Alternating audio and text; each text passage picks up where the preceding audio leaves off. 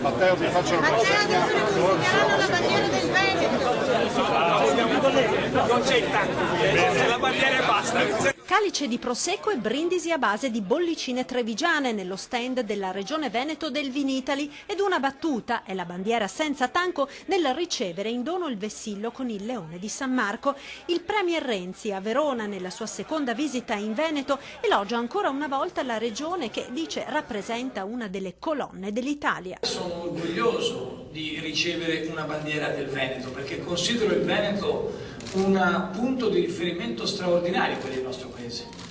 Considero il Veneto una regione che può essere una locomotiva per uscire da questa crisi. Il Veneto è un asset perché l'Italia cambi davvero, prosegue il Premier. Una terra virtuosa e non è un concetto leghista ma una questione di giustizia ed equità nei tagli alla spesa pubblica, non infierire su chi ha già operato bene.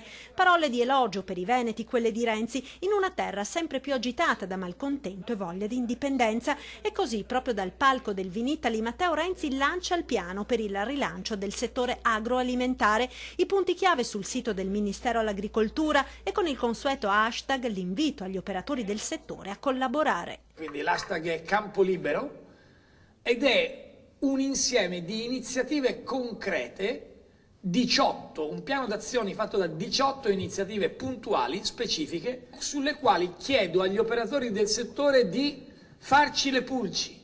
E gli operatori del settore accolgono subito l'invito, chiedendo aiuto al governo per crescere, puntando all'export ma anche al mercato interno. Questo settore sta dimostrando ogni giorno la sua bravura, la sua competenza nel mercato e quindi deve assisterlo per far sì che il treno Italia riparta e riparta veramente in modo importante.